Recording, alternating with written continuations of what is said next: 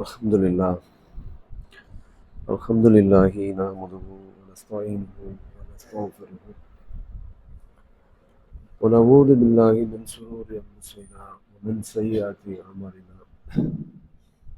Man yahdihillahu fala mudilla lahu wa man yudlil fala hadiya lahu. Wa ashhadu an la ilaha illallah wahdahu la sharika lahu wa ashhadu anna Muhammadan abduhu wa rasuluhu amma ba'd.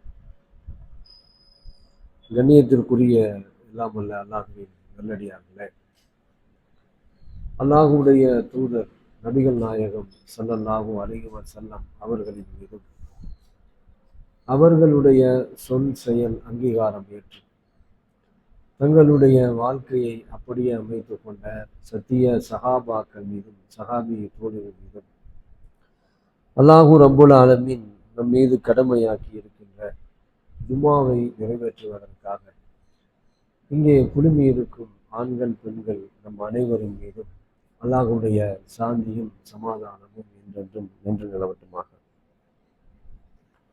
கண்ணியத்திற்குரிய சகோதர சகோதரிகளே, அல்லாஹ்வுடைய பேரருளால் அவனுடைய மார்க்கத்தை அதன் தூய வடிவத்திலே அறிந்து இயன்ற வரைக்கும் பின்பற்றுகிற நல்ல மக்களாக அல்லாஹ் நம்மை ஆக்கி அருளியிருக்கிறான்.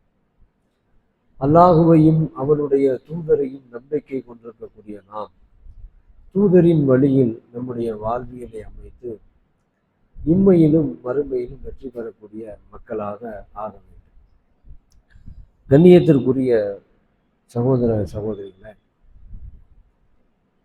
அல்லாஹுவையும் அவனுடைய தூதரையும் நம்பிக்கை கொண்டிருக்கிற ஒவ்வொரு முஸ்லிம்களும் தங்களுடைய வாழ்நாள் முழுவதும் நபிகள் பெருமானார் ஸல்லல்லாஹு அலைஹி வஸல்லம் அவர்களுடைய ஒவ்வொரு சொல்லுக்கும் செயலுக்கும் அங்கீகாரத்திற்கும் கீழ்ப்படிய கடமைப்பட்டிருக்கிற மக்களாக நாம் இருக்கிறோம். அல்லாஹ்வுடைய தூதர் ஸல்லல்லாஹு அலைஹி வஸல்லம் அவர்களுக்கு கீழ்ப்படுகின்ற பொழுதுதான் அல்லாஹ்வுடைய அருளை நாம் பெற முடியும் என்று அல்லாஹ் ரப்புல் ஆலமீன் திருமுறை குர்ஆனில் சொல்லி காட்டுகிறார். வாதிஉல்லாஹ வர் ரசூல லஅல்லக்கும் துர்ஹமுன், அல்லாஹ்வுக்கும் அவருடைய தூதருக்கும் கீழ்ப்படியுங்கள், நீங்கள் அல்லாஹ்வால் கிருபை செய்யப்படுவீர்கள், அருள் செய்யப்படுவீர்கள் என்று அல்லாஹ் ரப்புல் ஆலமீன் திருக்குர்ஆனில் பதிவு செய்கிறான். இறைவனுடைய அருளை நாம் பெற வேண்டும் என்று சொன்னால் இறைவனுடைய தூதராகிய நபிகள் நாயகம் ஸல்லல்லாஹு அலைஹி வஸல்லம் அவர்களுடைய ஒவ்வொரு கட்டளைக்கும் கீழ்ப்படியக்கூடியவர்களாக இருக்க வேண்டும். ஒரு தூதரினுடைய சொல்லுக்கு நாம் கீழ்ப்படிய வேண்டும் என்று சொன்னால் அந்த தூதரை உயிரினும் மேலாக மதிக்கின்ற மக்களாக நாம் மாறுகின்ற பொழுதுதான் ஒவ்வொரு சொல்லையும் நம்முடைய உயிருக்கு மேலாக பாவிக்க முடியும். தூதருடைய வாழ்வியல் என்பது இன்றைக்கு பெரும்பான்மையான முஸ்லிம் சமூக மக்களிடத்தில் மிகவும் குறைவாக இருக்கிறது என்பது யதார்த்தமான உண்மை. இது எல்லோருக்கும் தெரியும். எல்லோருடைய மன வருத்தமும் மன அழுத்தமும் ஒவ்வொரு முஸ்லிமும் தூதரின் வாழ்வியலை பின்பற்றி நடக்க வேண்டும் என்கிற ஒரு பெரிய ஏக்கம் நிறைய மக்களுக்கு இருக்கிறது. அப்படி நினைக்கிற மக்கள் தான் சமூகத்தில் களப்பணி ஆற்றுகிறார்கள். தூதருடைய வாழ்வியல் முறையை முஸ்லிம் சமுதாய மக்களிடத்திலே அதன் தூய வடிவத்தில் கொண்டு செல்கிறார்கள். அப்படி கொண்டு செல்லப்படுகிற பொழுது ஏராளமான சோதனைகளுக்கும் இன்னல்களுக்கும் உள்ளாக்கப்படுகிறார்கள். அதையெல்லாம் தாண்டி தூதருடைய வாழ்வியலை மக்களிடத்தில் சேர்க்கிற பொழுது இந்த மக்கள் இந்த உலக வாழ்வில் மூழ்கி இருக்கிற காட்சிகளை பார்க்கிற பொழுது மனம் நொந்து வருத்தப்பட்டு இந்த தூதரின் வாழ்வியலை எப்படியெல்லாம் இந்த மக்களிடத்தில் சேர்க்க வேண்டுமோ அதை சேர்ப்பதற்கான பல முயற்சிகளை மேற்கொண்ட பொழுதிலும் தாங்கள் தங்களுடைய வாழ்வியலில் எப்படி வாழ்ந்தார்களோ அதன் அடிப்படையில் வாழ்வதற்கான பெரும் முயற்சிகளை மேற்கொள்ளுகிறார்களே தவிர இந்த உலகத்தின் மீது ஆசபாசம் கொண்டவர்களாக இருக்கிறார்களே தவிர தூதருடைய வாழ்வியலை நேசிக்க மறுக்கிறார்கள் என்கிற வேதனை தான் மிகைத்து நிற்கிற காட்சிகளை நம்மால் பார்க்க முடியும். நபிகள் பெருமானார் ஸல்லல்லாஹு அலைஹி வஸல்லம் அவர்கள் வெறும் 23 ஆண்டு காலம் அல்லாஹ்வுடைய மார்க்கத்தை பிரச்சாரம் செய்தார்கள். 23 ஆண்டு காலத்தில் அல்லாஹ்வுடைய மார்க்கம் பூமி முழுவதும் மேலோங்கியது என்று சொல்லக்கூடிய அளவிற்கு அல்லாஹ்வுடைய ரசூல் அவர்கள் இறக்கின்ற தருவாயில் இஸ்லாம் எட்டாத நாடுகள் இல்லை என்கிற அளவிற்கு பரப்புரை செய்யப்பட்டிருந்தது. அபூபக்கர் சித்திக் ரலியல்லாஹுடைய ஆட்சி காலம், உமர் ரலியல்லாஹுடைய ஆட்சி காலம் இஸ்லாம் உலகம் முழுவதும் வியாபித்த மார்க்கமாக இருந்தது. அப்படி வியாபித்த அந்த மார்க்கம் உலகம் முழுவதும் வியாபிப்பதற்கான காரணம் என்னவென்று சொன்னால், அல்லாஹ்வுடைய ரசூலோடு இருந்த தோழர்கள், சஹாபாக்கள். நபிகள் பெருமானார் ஸல்லல்லாஹு அலைஹி வஸல்லம் அவர்களுடைய ஒவ்வொரு சொல்லையும் தங்களுடைய உயிருக்கு மேலாக கருதினார்கள். தூதரின் உத்தரவு தனக்கு வந்தால் போதும், அந்த உத்தரவின் அடிப்படையில் பயணிப்பதற்காக காத்து கொண்டிருந்த தோழர்கள். அதனாலதான் வெறும் 23 ஆண்டு காலங்களில் ஒரு மாபெரும் பேரரசை அல்லாஹ்வுடைய ரசூலால் உருவாக்க முடிந்தது. 1444 ஆண்டுகளை கடந்து இன்றைக்கும் உலகம் முழுவதும் இஸ்லாமியர்கள் நாம் வாழ்ந்து கொண்டிருக்கிறோம்.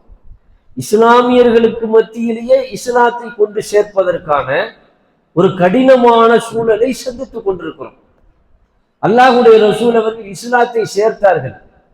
குறைசி காபிர்களிடத்திலே சேர்த்தார்கள், யூதர்களிடத்திலே சேர்த்தார்கள், கிறிஸ்தவர்களிடத்திலே சேர்த்தார்கள்.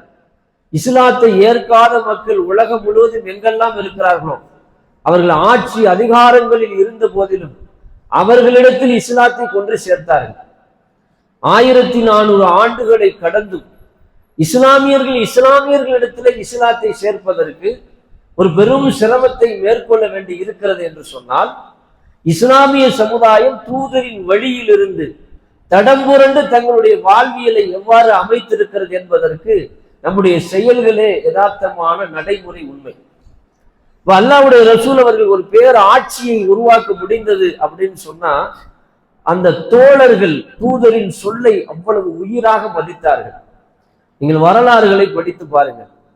நபிகள் நாயகம் ஸல்லல்லாஹு அலைஹி வஸல்லம் அவருடைய காலத்துல கைபர் என்று ஒரு போர்க்களம், நிறைய பயான்களில் இந்த போர்க்களத்தை பற்றி கேட்டிருப்பீர்கள். இந்த போர்க்களத்தில் நபிகள் நாயகம் ஸல்லல்லாஹு அலைஹி வஸல்லம் அவர்கள் தன்னுடைய தோழர்களுக்கு மத்தியிலே பேசுகிறார்கள். நாளை இந்த கொடியை நான் ஒருவருடைய கையில் கொடுக்க இருக்கிறேன். போர்க்களத்துல ரசூல் ஸல்லல்லாஹு அலைஹி வஸல்லம் ஒரு கொடி வச்சிருக்கிறாங்க. இந்த கொடியை ஒருவருடைய கையில் கொடுக்க இருக்கிறேன்.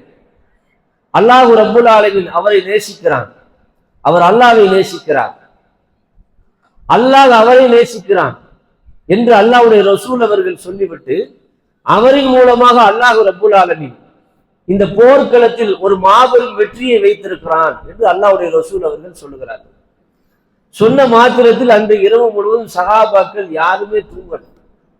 அல்லாஹ்வுடைய ரசூல் அவர்கள் நாளை ஒருவருடைய கரத்தில் கொடியை கொடுக்க இருக்கிறார்கள், அவரின் மூலமாக அல்லாஹ் வெற்றி அளிக்கிறான், அவரை அல்லாஹ் நேசிக்கிறானாம், அல்லாஹ்வுடைய தூதர் நேசிக்கிறார்களாம் என்று சஹாபாக்கள் முழுவதும் விடிய விடிய அமர்ந்து உட்கார்ந்து பேசிக் கொள்கிறார்கள்.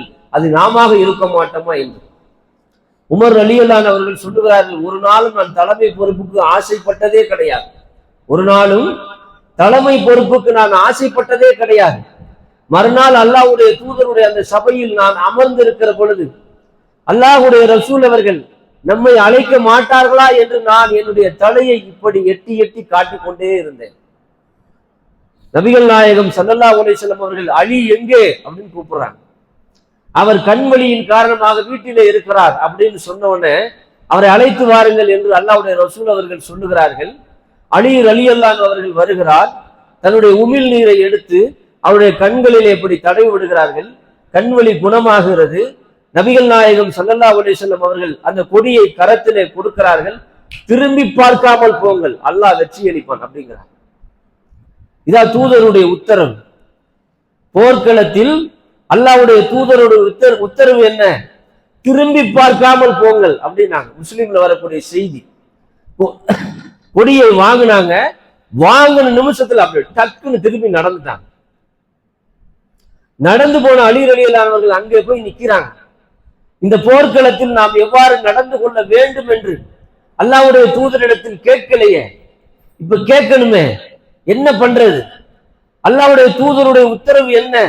திரும்பி பார்க்காம போங்க அப்படின்னு தானே சொன்னாங்க. நாம திரும்பலாமா? திரும்ப கூடாது. திரும்பாமல் என்று அழைக்கிறார். அல்லாஹ்வுடைய தூதரே அப்படின்னு அழைக்கிறார்.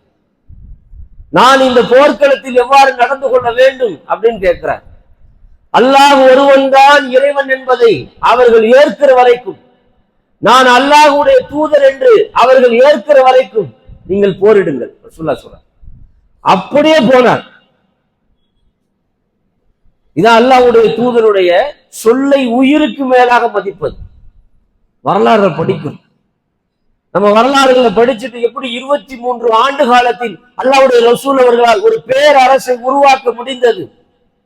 யூதர்களும் நசாராக்களும் பயந்து நடுங்குகிற அளவிற்கு, முகமது என்ற பெயரை கேட்டாலே உள்ளமெல்லாம் கிடுகிடுக்கிற அளவிற்கு ஒரு அச்சத்தை அல்லாஹ் ரப்புல் ஆலமீன் இந்த பூமியில ஏற்படுத்தினானே. எதனால்? அல்லாஹ்வுடைய தூதரோடு இருந்த அந்த தோழர்கள், தூதரின் சொல்லுக்கு அவர்கள் கொடுத்த மதிப்பு உயிருக்கு மேலாக கொடுத்தார்கள். திரும்பி பார்க்காம போகணும், அப்படி திரும்பி பார்க்காம போனார். அல்லாஹ்வுடைய தூதருடைய சொல்லை இந்த அளவுக்கு மதிக்கிற சமுதாயமாக நாம் இருக்கிறோமா? ஒரு கேள்வி இருக்குல்ல. அலி ரலியல்லாஹு அன்ஹு அவர்களுடைய வரலாறு ஒவ்வொரு மாதிரி உலகத்துல சொல்லி வச்சிருக்கிறாங்க. அவரை நேசிக்கிற மாதிரி ஒரு கூட்டம் தனியா நேசித்துக் கொண்டிருக்கிறது. அலி ரலியல்லாஹு அன்ஹு அவர்களை தெரியாதவர்கள் இருக்க மாட்டார்கள். அந்த அலி ரலியல்லாஹு அன்ஹு அவர்கள் அல்லாஹ்வுடைய தூதருடைய சொல்லை எப்படி மதித்தார்? நமக்கு அந்த வாழ்க்கையில படிப்பினை இருக்குல்ல. கொஞ்சம் முன்னாடி வந்துருங்க. பள்ளிக்கூட லீவு நாள்ல நிறைய வருவாங்க மக்கள், பெய்ய. அந்த தூதர் சொன்ன சொல்லை மதித்த அலி ரலியல்லாஹு அன்ஹு அவர்கள் தன்னுடைய வாழ்வில் நமக்கு எப்படி படிப்பினைகள் இருக்கிறது? நம்மளை சுத்தி எத்தனை பள்ளிவாசல் இருக்கு, நம்மளை சுத்தி எத்தனை பள்ளிவாசல் இருக்கு? ஒன்னா ரெண்டா? அதிகாலையில் எழுந்து அந்த பாங்கு நேரத்துல அஸ்ஸலாத்து கைரு மினன் நௌம், தூக்கத்தை விட தொழுகை மேலானது. ஒரு முஸ்லிம் நாம நினைக்கிறோம், நாம எங்க இருந்தாலும் ஒரு மஹல்லாவில் இருக்கணும், அல்லது நாம இருக்கிற இடத்துல ஒரு பள்ளிவாசல் இருக்கணும் அப்படின்னு நினைக்கிறோம். அதனாலதான் படாத பாடுபட்டு பல்லாயிரம் மக்களை சந்திச்சு ஒரு பொருளாதார திரட்டி ஒரு பள்ளிவாசலை கட்டுறோம். அந்த பள்ளிவாசலுக்கு பக்கத்தில் நம்முடைய குடில்களை அமைத்துக் கொள்ளுகிறோம். எதற்காக? நாம் ஜமாத்தாக இருக்க வேண்டும், நாம் இறைவனை தொழுவதற்காக ஒரு இறை ஆலயம் இருக்க வேண்டும் என்கிற உயரிய நோக்கத்தில், இறையச்சத்தின் அடிப்படையில் ஒவ்வொரு பள்ளிவாசல்களும் எழுப்பப்படுகிறது. எந்த பள்ளிவாசல்ல போய் நீங்க கேளுங்க, உங்க பள்ளிவாசல் எத்தனை தலைக்கட்டுங்க? 3000, 2000, 1000, 350, 550. ஃபஜ்ருக்கு எத்தனை பேர் வராங்க? 4 பேர், 5 பேர், 10 பேர், அவ்வளவுதான். தலைக்கட்டு 5000. இந்த ஏரியா ஊரே முஸ்லிம்கள், ஊரே நம்ம ஆளுக தான், வேற யாருமே கிடையாது. பள்ளிவாசலுக்கு வர்றவங்க வயசான பெரியவங்க தள்ளாடி கொண்டு தடியை ஊன்றி கொண்டு வருகிற பெரியவர்கள் தான் பள்ளிவாசலில் அதிகம். நம்மை சுற்றி 10க்கும் மேற்பட்ட பள்ளிவாசல்கள். அஸ்ஸலாத்து கைரு மினன் நௌம், தூக்கத்தை விட தொழுகை மேலானது என்று சொல்லப்படுகிறது. அழைப்பொலி எழுப்பப்படுகிறது. அந்த அழைப்புக்கு மரியாதை இருக்கிறதா? அந்த அழைப்பை எழுப்புவதற்காக ஒரு மோத்தினை நியமிக்கிறோம். அந்த அழைப்புக்கு பிறகு தொழுகை நடத்துவதற்காக ஒரு இமாமை நியமிக்கிறோம். அந்த அழைப்புக்கு மதிப்பு இருக்கிறதா? அந்த இமாமை பின்தொடர மாமூன்கள் இருக்கிறார்களா? இல்ல. பள்ளிவாசல் பிரம்மாண்டம். ஒரு காலம் வரும், பெரிதாக பள்ளிவாசலை கட்டிக்கொண்டு பெருமை அடிப்பார்கள். பெரிதாக பள்ளிவாசல்களை கட்டிக்கொண்டு பெருமை அடிப்பார்கள். அல்லாஹ்வுடைய வீட்டை அகலமாக கட்டிக்கொண்டு பெருமை அடிக்க நமக்கு என்ன தகுதி? அவனை தோழ, அவனை துதிக்க, அவனை புகழ, அதுக்குதான் பள்ளிவாசல். அங்க யாருடைய பெருமை பேசப்பட வேண்டும்? அல்லாஹ்வுடைய பெருமை பேசப்பட வேண்டும். பள்ளிவாசல நிரப்ப ஆட்கள் இல்லை. ஒரு நாள் அந்த மோத்தின் பாங்கு சொல்லாம தூங்கட்டும், அசந்து 10 நிமிடம் லேட் ஆகட்டும், தொலை வராத 50 பேர் கேள்வி கேட்பாங்க. என்ன அன்னைக்கு 10 நிமிஷம் லேட்டு? என்ன அன்னைக்கு 10 நிமிஷம் லேட்டு? அலாரமா அழைப்பொழியா? தொலை வராத 50 பேர் கேள்வி கேட்பார்கள். இவர் பாங்கு சொல்வதற்கு லாயக் கற்றவர் என்று சொல்லுவார்கள். இவரை பணியில் இருந்து நீக்குங்கள் என்று சொல்லுவார்கள். அவர்கள் ஒரு நாளும் தொழுகைக்கு பள்ளிவாசலுக்கு வரமாட்டார்கள். நபிகள் பெருமானார் ஸல்லல்லாஹு அலைஹி வஸல்லம் அவர்கள் சொன்னார்கள், எந்த பள்ளிவாசல்களில் இறைவனை தொழுவதற்காக இமாம் நியமிக்கப்பட்டு, முஅத்தின் நியமிக்கப்பட்டு, பாங்கொலி எழுப்பப்பட்டு தொழுகைக்காக மக்கள் வரவில்லையோ அந்த வீடுகளில் பெண்களும் குழந்தைகளும் இல்லை என்று சொன்னால் அந்த வீட்டை நான் தீ வைத்து கொடுத்த ஆசைப்படுகிறேன். அல்லாஹ்வுடைய ரசூல் அவர்கள் சொன்னார்கள். ரசூலுல்லாஹ்வுடைய சுன்னா, ஒவ்வொரு நிர்வாகமும் கொளுத்த நினைத்தால் அதிகாலையில் தொழுகைக்கு வந்தவர்கள் ரசூல் ஸல்லல்லாஹு அலைஹி வஸல்லம் ஆசையை நிறைவேற்றும் வாங்கப்பா என்று தெருக்களில் கிளம்பினால் அந்த வீட்டில் இருக்கிற ஆண்மகனை காப்பாற்றுபவர்கள் பெண்களும் குழந்தைகளும் தான். ரசூலுல்லாஹ் சொன்னாங்கல்ல, பெண்களும் குழந்தைகளும் இல்லை என்று சொன்னால் அந்த வீட்டை தீ வைத்து கொடுத்த ஆசைப்படுகிறேன் அப்படின்னா. காருண்ய நபி, இரக்க சிந்தனை கொண்டவர், அன்பு மிக்கவர், அவர் வெறுப்பு கொள்ளுகிறார் பள்ளிவாசலுக்கு தொழாத வராத ஆண் மக்கள் மீது. தூதருடைய சொல்லுக்கு என்ன மரியாதை இருக்கிறது நம்மகிட்ட? சிந்திச்சு பார்க்கணும்ல. திரும்பி பார்க்காம போங்க. அலிட்ட ஒரு உத்தரவு தான் சொன்னாங்க, திரும்பாம போனார். திரும்பி கேட்டா தப்பா? இந்த போர்க்களத்தில் நான் எவ்வாறு நடந்து கொள்ள வேண்டும் என்று அல்லாஹ்வுடைய தூதரை நான் மறந்து விட்டேன் என்று திரும்பி கேட்டால் தப்பா? திரும்ப கூடாது என்று சொல்லி இருக்கிறாங்க. திரும்பாமல் கேட்போம். கேட்டார். முஸ்லிம்ல வருது ஹதீஸ், படிச்சு பாருங்க. நபிகள் நாயகம் ஸல்லல்லாஹு அலைஹி வஸல்லம் காலத்துல அகல் யுத்தம் பிரம்மாண்டமான யுத்தம். நிறைய பயான்கள்ல கேட்டிருப்பீங்க. ஆனா பெரிய சண்டைகள்லாம் கிடையாது. எதிராளிகள் இங்கிட்ட இங்கிட்டு கொஞ்சம் அம்புகளை விட்டாங்க. அந்த அகழியை தோண்டுவதற்கு பெரும் சிரமப்பட்டார்கள் அல்லாஹ்வுடைய ரசூல் அவர்களும் சஹாபாக்கள். வறுமையிலும் பசியிலும் பட்டினியிலும் அடிவயிற்றில் கற்களை கட்டி கொண்டு அந்த அகழியை தோண்டி இஸ்லாத்தை காக்க, இஸ்லாமியர்களை காக்க அரும்பாடுபட்டார்கள். அந்த அகல் யுத்தம் கடுமையான குளிர்காலம்.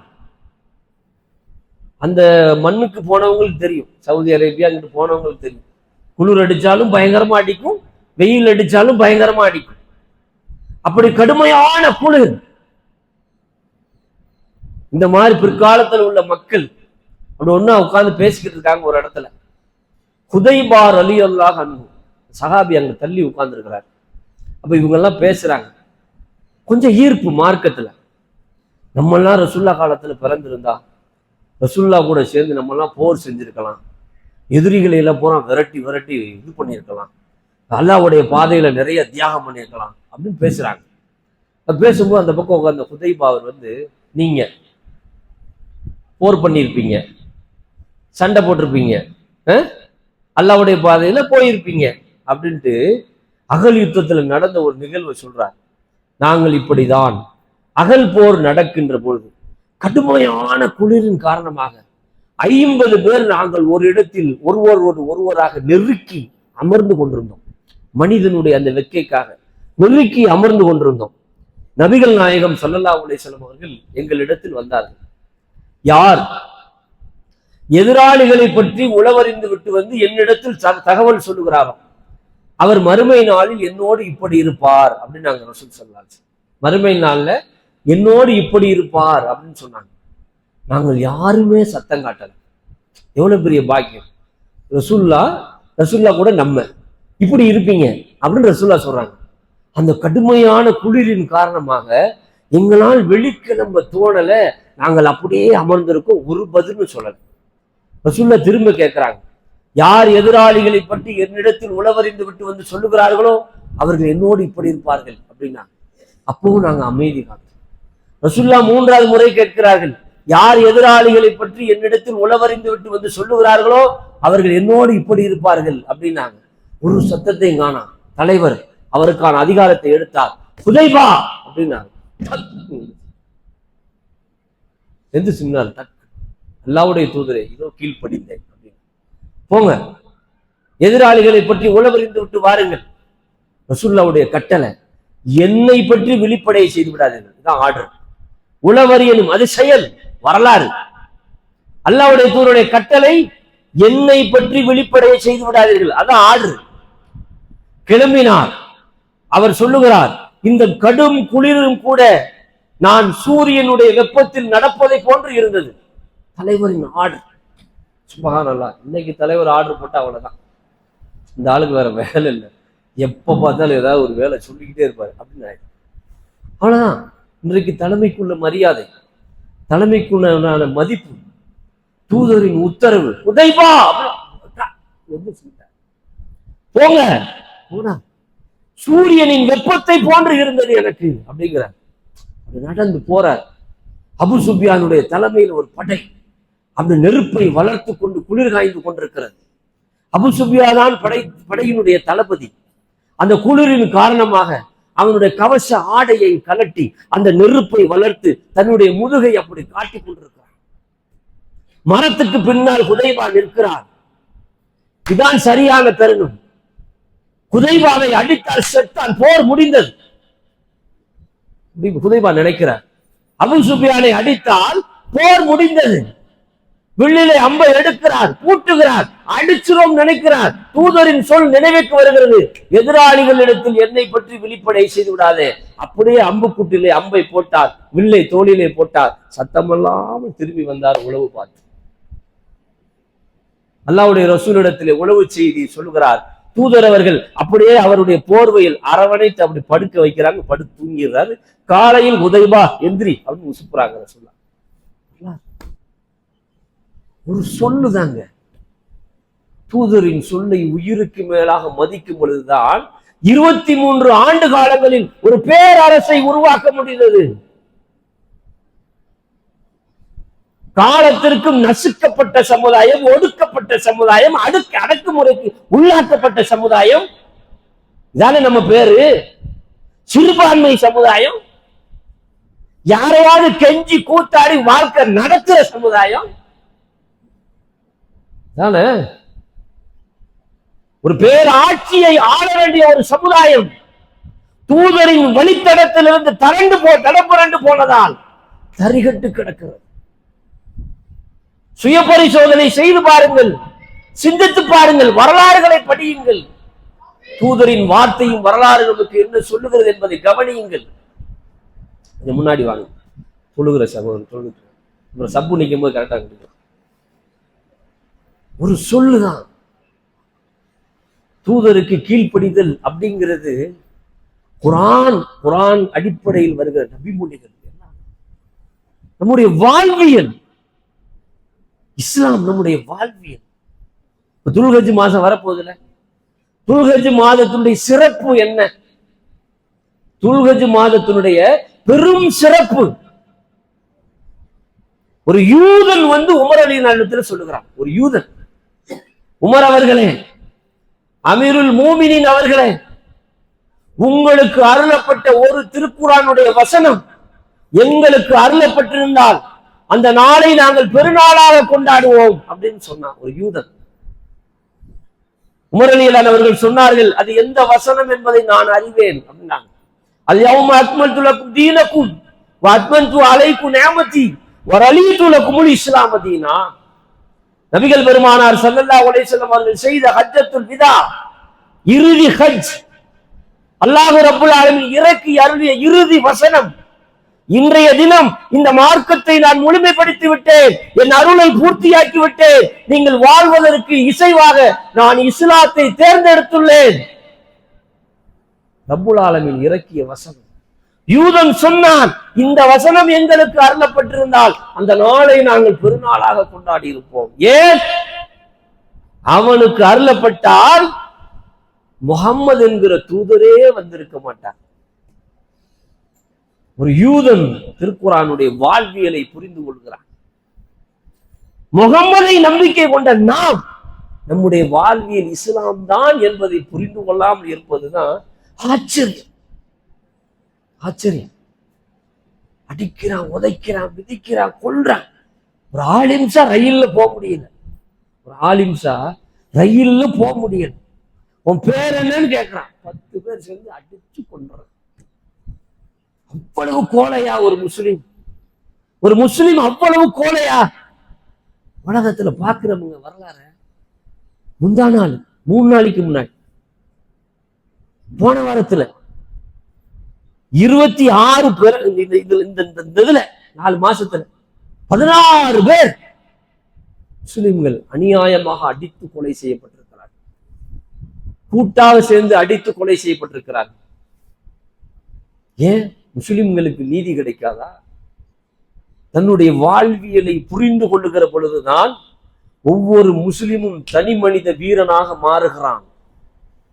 நமக்காக யாரோ வருவார்கள் என்று நினைப்பது தாங்க நம்மகிட்ட இருக்க பலவீனமே. நமக்காக யாரோ வருவார். ஒவ்வொரு முஸ்லீமும் அதான் நினைக்கிறேன். ஒவ்வொரு முஸ்லீம் என்ன தெரியுமா, இந்த மன்னர் உத்தரவு போட்டு அண்டால பால் ஊத்துன கதை தான். பால் ஊத்துறேன் கடைசியில் எல்லாரும் தண்ணியை ஊத்திட்டு போனதுதான் நம்முடைய வாழ்வியல் நிலைமையா இருக்கு. உன்னை நீ பார்த்துக்கொள், உன்னை நீ பாதுகாத்துக்கொள், நீ நம்பிக்கை கொண்டிருக்கிற இறைவன் உனக்கு துணை நிற்பான், அல்லாஹ் நம்மோடு இருக்கிறான் என்று நம்புகிற பொழுதுதான் உண்மை மூமின்களாக மாறுகிறோம். அல்லாஹ்வுடைய ரசூல் அவர்கள் அதான சொன்னாங்க. சவுர் கோவையினுடைய வரலாறு நம்ம கேட்கிறோம்ல, படிக்கிறோம்ல. அபூபக்கர் சித்திக் ரலியல்லாஹு அவர்கள் சொன்னார்கள்ல, அல்லாஹ்வுடைய தூதர் அவர்களே, இதோ எதிராளிகள் நமக்கு மேலாக நின்று கொண்டிருக்கிறார்கள், அவர்கள் தாழ்ந்து குனிந்து பார்த்தால் நாம் தெரிந்து விடுவோம் சொன்னாங்கல்ல. அபூபக்கர் அவர்களே, நாம் இருவர் இருக்கிறோம் என்று நினைக்கிறீர்களா? மூன்றாவதாக நம்மோடு அல்லாஹ் இருக்கிறான். ஒவ்வொரு முஸ்லிமும் அதை நம்பணும். என்னோடு அல்லாஹ் இருக்கிறான், என்னோடு அல்லாஹ் இருக்கிறான். அதாங்க நம்பிக்கை, அதான் ஈமான்.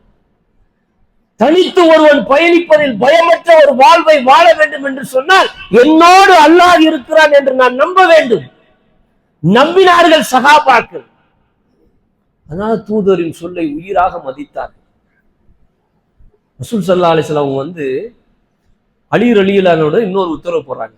அவர் இன்னும் 2 சஹாபாக்கள், நீங்க 3 பேரும், அவங்க சொல்றாங்க நாங்க தான் குதிரைப்படை வச்சிருந்தோம் அப்படிங்கிறாங்க, நீங்கள் 3 பேரும் ரவுலத்து காத் என்கிற இடத்துக்கு போங்க. அங்க ஒரு பெண் ஒட்டகை சிவிகையில் வருவாள்.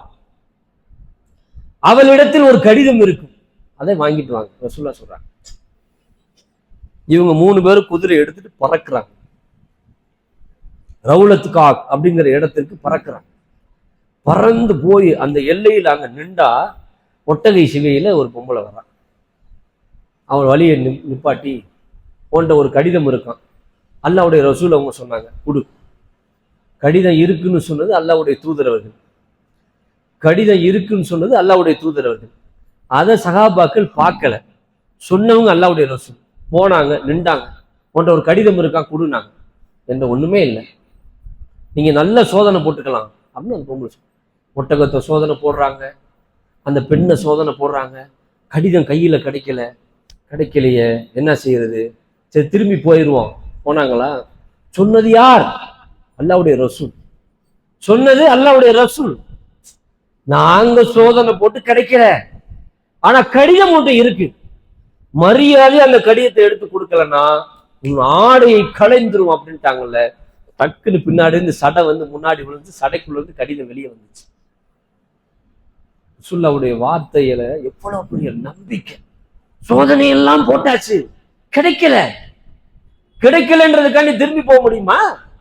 சொன்னது அல்லாஹ்வுடைய ரசூல்ல, கடிதம் இல்லாம எப்படி இருக்கும்? எடு அப்படின்னா எடுத்தார்கள், கடிதத்தை வாங்கி கொண்டு வந்தார்கள், அல்லாஹ்வுடைய தூதரிடத்தில் கொடுத்தார். நீங்க புகாரி படிங்க, முஸ்லிம் படிங்க, திருமதி படிங்க, நசை படிங்க, தாரகுத்னி படிங்க, தாரமி படிங்க, இப்னு குசைமா படிங்க, இப்னு மாஜா படிங்க, எல்லா நபிமொழிகளையும் படிங்க, வாழ்க்கையில கொண்டு வாங்க. பக்கம் பக்கமா புத்தகங்களை வாங்கி அலமாரியில அடுக்கி வைக்கிறதுல என்னென்ன பயன்? நீ என்ன இல்லை இதுல சுபஹானல்லாஹ், இதுல எல்லா புத்தகமும் இருக்கு. இது உலகத்துல இருக்க எல்லா கலிச்சடி இருக்கு. மகா அறிவுத்தனமும் இதுல இருக்கு. மகா அறிவுத்தனமும் இதுல இருக்கு. இப்ப எல்லா ஹதீஸுகளும் தமிழ் மொழியாக்கம் பண்ணி அப்படியே வந்துருச்சு.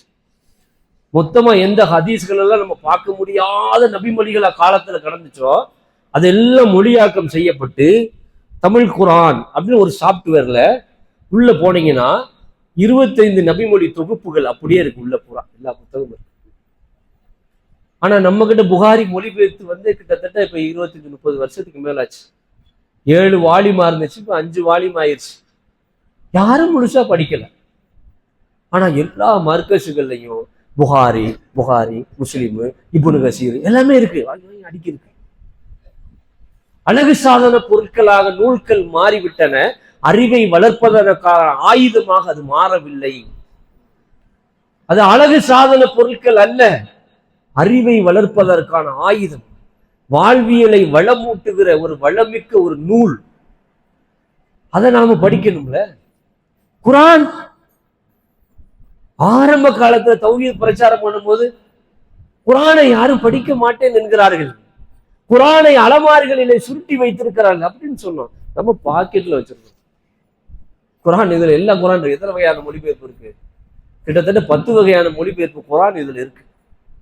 ஒரு நாளும் ஒரு நிமிடமும் ஃபேஸ்புக்கை பார்க்கிற அளவுக்கு, வாட்ஸ்அப்பை பார்க்கிற அளவுக்கு, இன்ஸ்டாகிராமை பார்க்கிற அளவுக்கு குரானுக்காக ஒரு நாள் 15 நிமிடம், 10 நிமிஷம், 5 நிமிஷம் சவால் முடியாது. சைத்தா விட மாட்டேன். குரானை தொட்டவன வரும் ஒரு தூக்கம், தூக்கி ஓரமா போடும். பேஸ்புக்குள்ள போங்க, ராத்திரி 1 மணி ஆனால் தூக்கமே வராது. எரிச்சலாய் எடுத்து ஓரமா வச்சுட்டு போய் முகத்தை கழுவிட்டு அப்புறம் நடந்து கொடுத்துட்டு திரும்ப வந்து திரும்ப அந்த பேஸ்புக்கை திறந்தோம்னா 3 மணி ஆயிடுச்சு. 3 மணி ஆயிடுச்சு. சரி ஒரு 2 ரக்காத்தை தகாச்சாத்தாவது தொழுவோம் அப்படின்னு நினைச்சா அப்ப வரும் ஒரு தூக்கம், அதோட முடிஞ்சு. குரானை படிக்க முடியல. இந்த குரான் அல்லாஹ்வுடைய வேதம், தாலிகல் கிதாப் லா ரைப ஃபீஹி ஹுதல் லில் முத்தகீன் சொல்றாங்க. இதுல எந்த சந்தேகமும் இல்லை. இப்படி பேசுகிற ஒரு நூல் உலகத்தில் எங்கும் இல்லை. இதில் எந்த சந்தேகமும் இல்லை. ஒரு புத்தகத்தை உலகத்தில் நீங்க பார்க்கவே முடியாது. எடுத்த எடுப்பில் முதல் சொல் 2வது அத்தியாயத்தில் இது பயபக்தி உடையவர்களுக்கு நேர்வழி காட்டியாகும். எல்லாருக்கும் காட்டாது. எவன் பயப்படுகிறானோ, எவனிடத்தில் பக்தி இருக்கிறதோ அவனுக்கு மட்டும் இது நேர்வழி காட்டும். இப்படி பேசுகிற ஒரு நூல், ஒரு கித்தாப் உலகத்துல கிடையவே கிடையாது. எந்த வேத நூல்களும் கிடையாது. வேதம் என்று நம்பப்படுகிற எந்த நூல்களிலும் இப்படி ஒரு சொல் கிடையாது. அதனாலதான் அல்லாஹ் ரப்பல் ஆலமீன் சொல்கிறான், இது போன்ற ஒரு அத்தியாயம் வேணும் கொண்டு வாருங்கள் அப்படிங்கிற சவால் உலகத்துக்கே. நம்முடைய தூதர் முகம்மதுக்கு நாம் அருளியுள்ள வேதத்தில் நீங்கள் சந்தேகம் உடையவர்களாக இருப்பீர்கள் என்று சொன்னால் இது போன்ற ஒரு அத்தியாயம் வேணும் கொண்டு வாருங்கள் ரப்பல் ஆலமீன் சொல்லுகிறான். கொண்டு வர முடியாது. அப்படிப்பட்ட வேதம் நம்முடைய கரங்களில் இருக்கிறது. உலகை மாற்றுகிற சக்தி அல்லாஹ்வுடைய வேதத்திற்கு இருக்கிறது. அதனாலதான் ரசூல் ஸல்லல்லாஹு அலைஹி வஸல்லம் அந்த திருமுறை குர்ஆனை கொண்டுதான் 23 ஆண்டு காலங்களில் ஒரு பேரரசை உருவாக்கினார்கள். எதிராளிகள் எல்லாம் அச்சப்படுகிற அளவிற்கு, அவர்களுடைய உள்ளங்கள் எல்லாம் நடுங்குகிற அளவிற்கு, முகமது அதோ 500 கிலோமீட்டருக்கு அந்த பக்கம் வருகிறார் என்று சொன்னால் இங்க இருக்கிற மன்னனுக்கு பயம் வரும். ஏனென்று சொன்னால் அவர் உருவாக்கிய படை, அவரோட தோழர்கள் தூதரின் சொல்லை உயிருக்கு மேலாக மதித்தார்கள். அல்லாஹ்வுடைய மார்க்கத்தை மேலோங்க செய்தார்கள். அந்த அல்லாஹ்வுடைய மார்க்கம் நமக்கு ரொம்ப எளிதா கிடைச்சது, ரொம்ப எளிதா கிடைச்சது. இதை கிடைக்க பெறுவதற்காக ஏதாவது கஷ்டப்பட்டு இருக்கிறோமா? நம்ம ஒண்ணுமே இல்லை. எங்க அத்தா முஸ்லீம், எங்க அம்மா முஸ்லீம், அவ்வளவுதான். அதனால நான் முஸ்லீம். நான் முஸ்லீம் ஆவதற்காக நான் என்ன சிரமப்பட்டேன்? வேதம் என்று நம்பப்படுகிற பைபிளை படித்து பார்த்தேனா? இந்து மத வேத கிரந்தங்களுடைய ரிக்கு வேதம், எஜுர் வேதம், சாம வேதம், அதர்வ வேதம் படிச்சு பார்த்தேனா? பகவத்கீதையை படிச்சு பார்த்தேனா? குருநானக் எழுதி அந்த நூலை படித்து பார்த்தேனா? எதையும் நான் படித்து பார்க்கவில்லை. என் முன்னோர்கள் முஸ்லிம்கள், நான் முஸ்லீம், அவ்வளவுதான். அடைய ரொம்ப லேசா கிடைச்சிருச்சு. அதனால இதனுடைய மகத்துவம் நமக்கு தெரியல. இஸ்லாத்திற்கு ஒருத்தர் வர்றாருல, அவர்கிட்ட கேளுங்க. லா இலாஹ இல்லல்லாஹ் முஹம்மது ரசூலுல்லாஹ் என்று நம்முடைய காலத்தில் நம்மோடு வாழ்ந்து கொண்டிருக்கிற ஒரு மனிதர் இஸ்லாத்தை ஏற்று வருவார்ல, அவர்கிட்ட கேளுங்க, இதை அடைய நீங்கள் எவ்வளவு சிரமப்பட்டீர்கள். அவர் சொல்லுவார், நான் என்னெல்லாம் படித்தேன் தெரியுமா அப்படின்பார். எதையெல்லாம் படித்தேன் தெரியுமா? அதன் பிறகு குரானை படித்தேன், நேர்வழி அடைந்தேன்னு சொல்லுவார். அப்ப நமக்கு ஒரு பொருள் ரொம்ப லேசா கிடைக்கும் போது அதனுடைய மதிப்பு தெரியாததினால் நாம் வாழ்வை இழக்கிறோம், வாழ்வியலை இழக்கிறோம், மார்க்கத்தை இழக்கிறோம், மானத்தை இழக்கிறோம், கௌரவத்தை இழக்கிறோம். அடிமைப்பட்ட சிறுமைப்பட்ட சமுதாயமாக வாழ்ந்து கொண்டிருக்கிறோம். நாம் மேலோங்க வேண்டும் என்று சொன்னால் அல்லாஹ்வுடைய வேதத்தை கரத்தில் பிடிங்கள். வஹ்தஸிமு ஹப்லில்லாஹி ஜமீஆ. அல்லாஹ்வுடைய வேதத்தை யார் பற்றி பிடிக்கிறார்கள், அதான் சொல்றாங்க, நீங்கள் அல்லாஹ்வுடைய வேதத்தை பற்றி பிடியுங்கள் அப்படிங்கிறான். அப்ப இறைவனுடைய வேதத்தை எடுக்கும் பொழுது, இறை தூதருடைய வாழ்வியல் முறையை எடுக்கும் போதுதான் நம் சமுதாயத்தினுடைய வாழ்வியல் மேம்படும் என்பதை கூறி என்னுடைய முதல் உரையை நிறைவு செய்கிறேன். வாஹிருதவானா அல்ஹம்துலில்லாஹி ரப்பில் ஆலமீன். அஸ்ஸலாமு அலைக்கும் வரஹ்மத்துல்லாஹி வபரகாத்துஹு.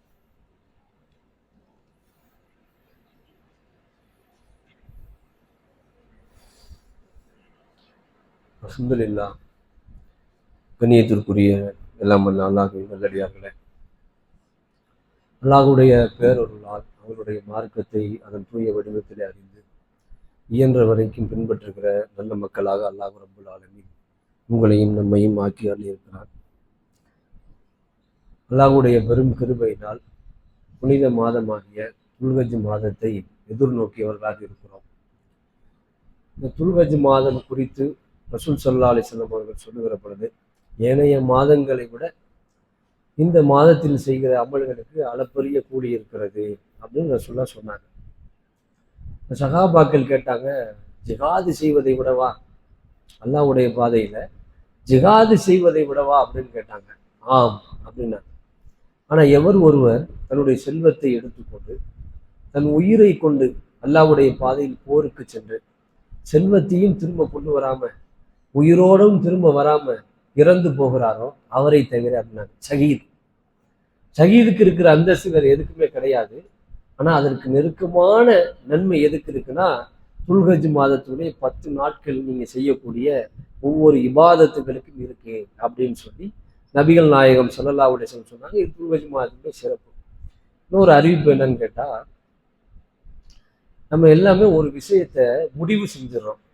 என்ன முடிவு செஞ்சிடறோம் அப்படின்னா, இன்னைக்கு வெள்ளிக்கிழமை ஜும்மா நாள், பள்ளிவாசலுக்கு போகணும், தொழுகணும் அப்படிங்கிறது நம்ம எல்லாருக்குமே தெரியும். அது திருக்குர்ஆனுடைய கட்டளை இருக்கு. ஜும்மாவுக்காக அழைக்கப்பட்டா உங்களுடைய வியாபாரத்தை விட்டு விட்டு நீங்கள் அல்லாஹ்வுடைய பள்ளிவாசலுக்கு விரைந்து செல்லுங்கள் ரப்பு சொல்றான். இப்போ எங்க இருந்தோ விரைந்து விரைந்து தான் வந்திருக்கிறோம். ஆனா நமக்கு எல்லாருக்குமே ஜும்மாவுடைய நேரம் தெரியும். ஜும்மாவுடைய நேரம் என்ன? 12:55க்கு மோத்தின் பாங்கு சொன்னவுடனே இமாம் மிம்பர்ல ஏறிடுவாரு அப்படிங்கிறது. இது ஜும்மாவுடைய ஆரம்ப நேரம்.